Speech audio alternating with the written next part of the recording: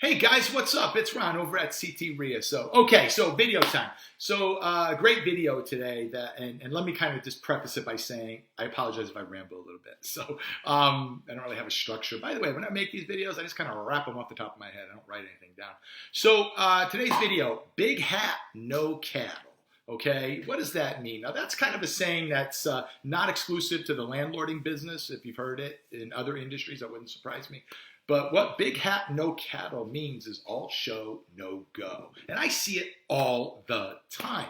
So especially in my business. So my wife and I own a lot of Class C properties, okay? So our typical tenant, she works at Dunkin' Donuts, he works at Walmart, just really good, hardworking people, but they don't have a lot of money, okay? And to a guy who grew up without anything, no money, I get it, I totally get it. But sometimes, the data reveals itself over that large data set, and you can kind of see maybe why some people don't have much money is because their spending habits, it could be a little bit better. Let's just put it that way, okay? So I go to one of my buildings today. It was a 6-family, and 3 people were home, okay? So I pull in, and all 3 cars were what I would deem nicer than my car.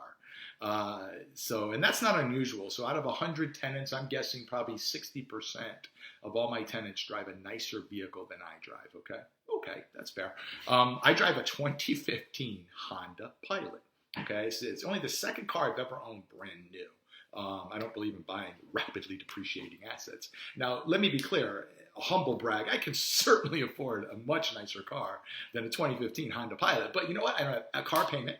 And it's my dog's car, really. I get the sacrificial dog's car. If you open up the back, the 3 rows are down with memory foam, and there's dog hair and dog prints everywhere, and I wouldn't have it any other way, So I do that consciously. I just choose not to spend my money on something that I just don't value, okay? It doesn't provide value to me, okay? Same thing with my house. So I live in a pretty nice house. I think it's pretty nice. I don't know what it's worth. I have no idea what it's worth. Maybe $400,000. So a pretty nice house, not a mansion, but it's a pretty nice house. But I don't have a mortgage on it. So my wife and I were driving through Farmington, going out to dinner Saturday night. We're driving through this neighborhood, and we're like, "Whoa, look at those!" You ever drive through neighborhoods and you're like, "Wow, look at that. Must be nice to live there." And these were houses that I don't know what they were costing, but I'm guessing 1.2, 1.3 million. Just legit nice houses.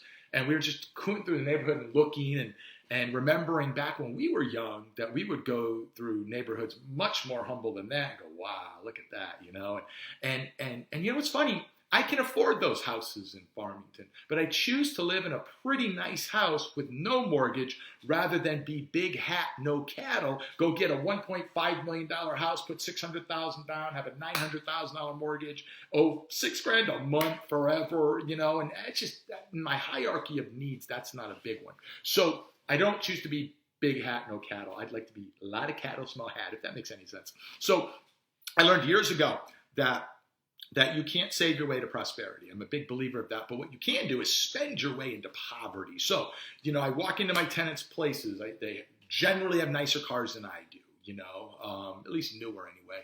Their TVs are a little bigger than mine. I got a 65-inch TV. I guess I'm small these days. They got a 75. They get the new iPhone. I got the iPhone 8. But yet they rent from me. The reality is I was able to leave the workforce in my 40s because of some smart financial decisions and a lot of luck. But what I find is that the players, the real players, aren't driving around in S-classes and ridiculous vehicles and wearing Rolex Presidents.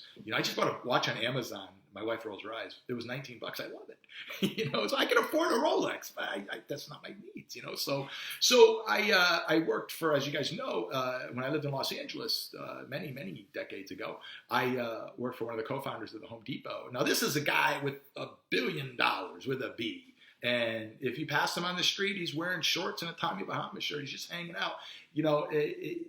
Big hat, no cattle. Don't do that, guys. Don't do it to impress people that you probably don't generally like. Because the common denominator of Class C, and I've got a good data set on that because I got almost 100 of them, they generally spend money on things that I don't see value in. Now, they see value in it, and I think that's awesome. It keeps the economic engine of America running. Go spend, guys.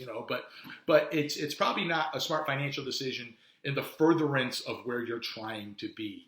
So spend a little bit of money making your business look good So you can be out there with professional business cards, logoed shirts, things like that, a professional LLC, things like that. But we're not talking a lot of money on that. So don't go out there and get a stupid car payment that isn't going to further your goals. And if you don't know what your goals are, well, there's my first challenge. You figure that part out. So I see tenants of mine all the time, especially cars, is that they have a $400 car payment to make 30 grand a year. Here's the thing though, it's really more than 400 because in order to pay that 400, they got to make 600 or so because they get 600 after taxes. They're left with 4. They use that 4 to pay their car payment. Car payments are made with after-tax dollars. Same thing with credit cards. That's why I don't like credit card debt. I don't have any.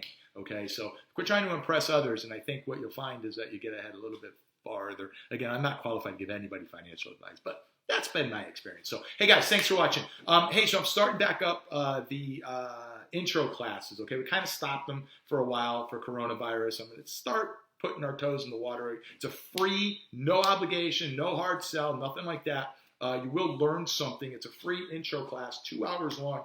I am going to start doing them live in addition to the Zoom one, so you can log in Zoom and see it too, register. Live, I got to limit it to 9 people because I'm one of them, so we can only have 10, I'm thinking. And we're practicing social distancing, wear a mask, let me be clear. But if you want to come live, you got to register. I won't let anybody in the door if they just show up, okay? In this environment, I can't do that. So go to ctria.com.